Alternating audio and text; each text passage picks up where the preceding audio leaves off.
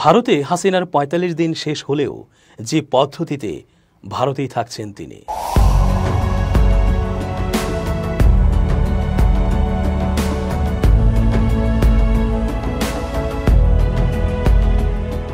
আসসালামু আলাইকুম প্রিয় দর্শক, আশা করছি ভালো আছেন। চেঞ্জ টিভির আন্তর্জাতিক চোখ অনুষ্ঠানে আমি এস.জি. রতন স্বাগত জানাচ্ছি আপনাদের সকলকে। এক অবিস্মরণীয় গণবিপ্লবের তোড়ে হাসিনা তো বাংলাদেশ থেকে পালিয়ে গেছেন ভারতে। হাসিনার সেখানে থাকা না থাকা নিয়ে অনেক কথা হয়েছে, এখনও আলোচনা থেমে নেই। ইতোমধ্যে ৪৫ দিনের মতো অবস্থান করতে পারার একটা আইনসিদ্ধ সময়ও পেরিয়ে গেছে। আর কি ভারতে থাকতে পারবেন না তিনি? আরও স্পষ্ট করে বললে বলা যায়, কূটনৈতিক পাসপোর্টের বদৌলতে ভারতে থাকার যে বৈধতা ছিল বাংলাদেশের সাবেক প্রধানমন্ত্রী শেখ হাসিনার, তা শেষ হয়ে গেছে। অর্থাৎ তিনি তার কূটনৈতিক পাসপোর্টের মাধ্যমে ভারতে ৪৫ দিন থাকার যে অনুমতি পেয়েছিলেন, সে মেয়াদের শেষ দিন ছিল বৃহস্পতিবার।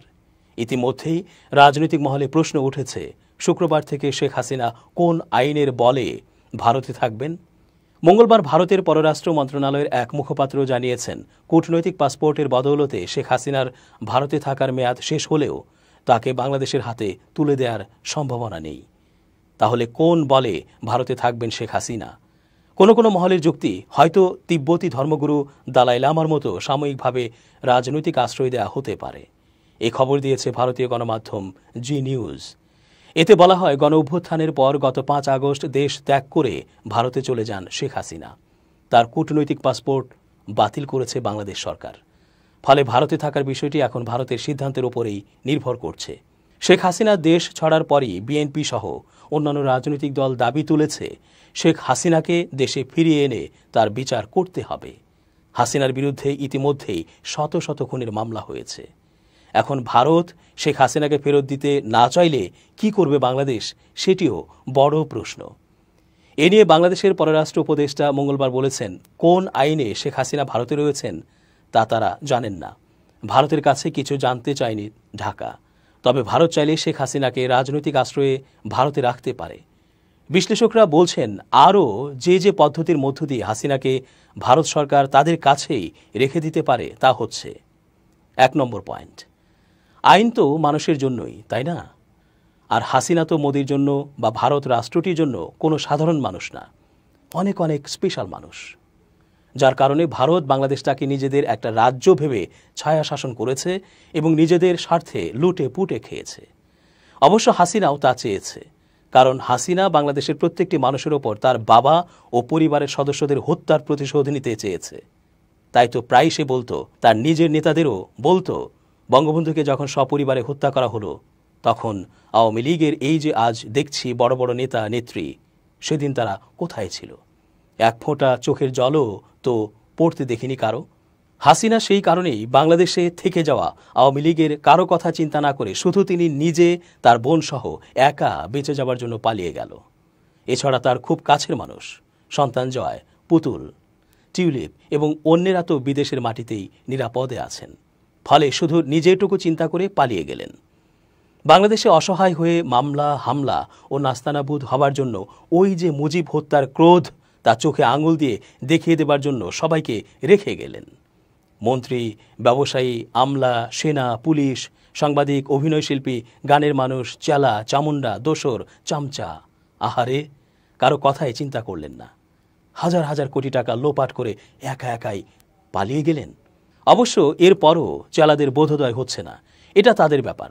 তারা আরও কতটা মাটির নিচে যেতে চায়, এটা তাদের ব্যাপার। এখন এমন একটি উত্তম বন্ধুকে ভারত সরকার কখনোই চাইবে না ফেলে দিতে।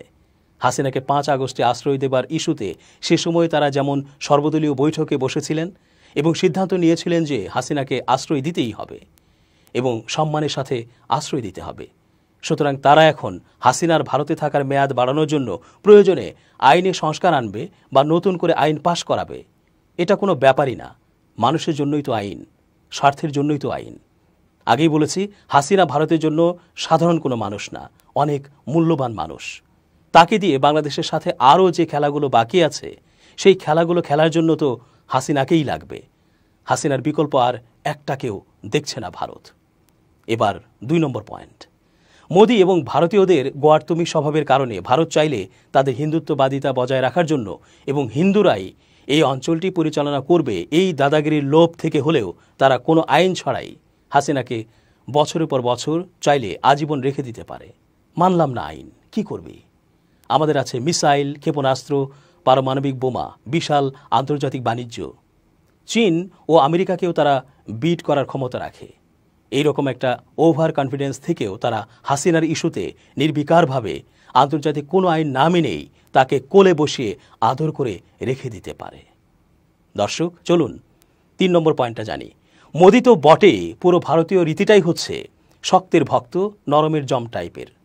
হাসিনার সময় ভারতীয় দূতাবাসের কর্মকর্তারা বা রাষ্ট্রদূতগণ যেভাবে হাসিনার মন্ত্রীদের সামনে এক পায়ের ওপর আরেক পা তুলে দাদাগিরির ভঙ্গিতে বসত, সেটা কিন্তু এই অন্তর্বর্তী সরকারের আমলে আর পারছে না। কারণ তারা জানে বিপ্লবীরা মারাত্মক সাহসী, তারা চাইলে পুরো ভারতকেও ছিন্ন ভিন্ন করে দিতে সক্ষম। সীমান্ত ইস্যুতে এখন সাবধান হয়ে কাজ করছে ওরা। যদিও এরই মধ্যে 2টি লাশ ফেলে দিয়েছে ওরা, কিন্তু তারা নিজেদের ধর্মের ওই 2 কিশোর তরুণ বয়সীদেরকে হত্যা করতে পিছ পা হয়নি। আমাদের বিএসএফ এখন হাসিনার আমলের তুলনায় অনেক স্ট্রং। মোদি ও ভারতীয়রা ঠিক এই সীমান্ত হত্যায় হিন্দুদেরকে মেরে এবং বন্যায় হিন্দুদের বিশাল একটি গোষ্ঠীকে পানিতে চোবাতে যেমন তাদের কাছে খারাপ লাগেনি, কারণ তাদের রাষ্ট্র আগে, অন্য দেশের হিন্দু ধর্মের স্বার্থ রক্ষা নয়, ওটা শুধু অন্যকে চাপে রাখার অস্ত্র। ঠিক একইভাবে তারা নিজেদের দেশ ও জনগণকে বাঁচাতে হাসিনাকে যে কোনো পড়শি দেশ বা বৈশ্বিক চাপের সময় ঢাল হিসেবে ব্যবহার করবে। হাসিনাকে তারা সেই অস্ত্রের মুখে ফেলে দিয়ে মেরে ফেলতেও দ্বিধা করবে না। এটাই ভারত, এটাই তার রীতি ও সংস্কৃতি। হাসিনা বিষয়টা বুঝলেও কোনো উপায় আপাতত নেই। বলা যায় তিনি এখন অনলাইন গেমের ঘুঁটি হয়ে গেছেন। বাংলাদেশে ফিরলেও ফাঁসি, বিদেশের অন্য কোনো দেশে গেলেও গণধোলাই, আবার ভারতে থাকলে তো মরতেই হবে। তাছাড়া ভারত তো তাকে কোথাও পাঠাবে না, বাংলাদেশে তো নাই। আর 4 নম্বর পয়েন্ট হলো, ভারতের পক্ষ থেকে একবার বলা হয়েছিল ভারত সরকার হাসিনাকে ট্রাভেল পারমিট সার্টিফিকেট দেবে। সে মোতাবেক তিনি ভারতে তো অবস্থান করতে পারবেনই, পাশাপাশি বাংলাদেশ ছাড়া অন্য যে কোনো দেশে যেতে পারবেন, থাকতে পারবেন। ভারত সরকার এই কার্ডটি হয়তো পরে খেলবে, তার আগে বাংলাদেশের সাথে বোঝাপড়াটা কতটুকু কোন দিকে এগোয় তা দেখে নিতে চাইবে। ভারত তাকিয়ে আছে যেন কোনোভাবেই জামাত ইসলামী ক্ষমতায় না আসে। জামাত ক্ষমতায় এলে হাসিনাকে তাদের প্রচণ্ড রকমের দরকার পড়বে খেলার জন্য। হাসিনাকে দিয়েই এখন যেমন বাংলাদেশের পরিস্থিতি টালমাটাল করার এবং অন্তর্বর্তী সরকারকে প্রশ্নের মুখে ফেলতে চেষ্টা করছে, ঠিক তেমনটা করতে চেষ্টা করবে।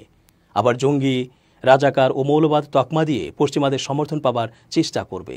যদিও এগুলো এখন আর পশ্চিমারাও খাচ্ছে না, তারপরও এটাই তো একমাত্র অস্ত্র, সেটা দিয়ে চেষ্টা করবে।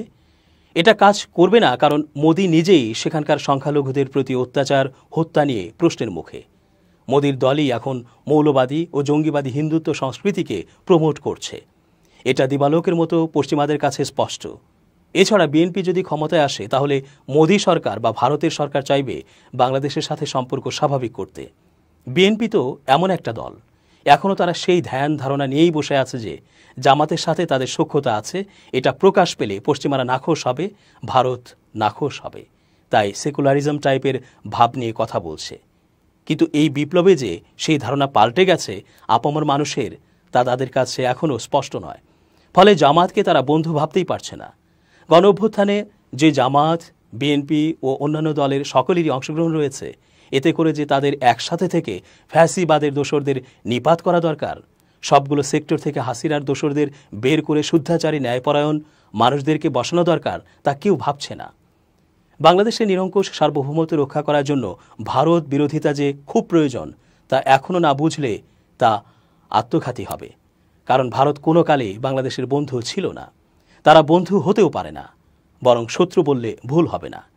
এমন অবস্থায় জাতীয় স্বার্থে এক হয়ে যখন বাংলাদেশ নতুন শাসন ক্ষমতায় আসবে, তখন ভারতের ভয়ের শেষ থাকবে না। ইতোমধ্যে আসাম, মেঘালয়, পশ্চিমবঙ্গ, ত্রিপুরা বাংলাদেশের স্বাধীনতার সময় পাওয়ার কথা ছিল। সেটার জন্য যদি আন্দোলন শুরু হয় তাহলে কি অবস্থা হবে?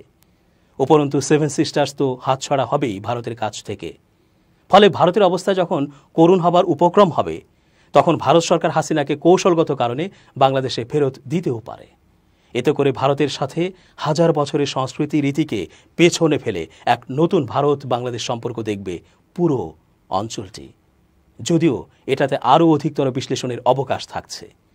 এটা না হলে এই অবস্থায় অন্য দেশে ঠেলে দিতে পারে হাসিনাকে, যদিও এমন পরিস্থিতিতে তা আরও আত্মঘাতী হতে পারে ভারতের জন্য, যা ভারত কখনোই করতে চাইবে না, যদিও এটা অনেক দূর ভবিষ্যতের কথা। দর্শক, আজকের মতো শেষ করছি এখানেই। নিরাপদে থাকুন।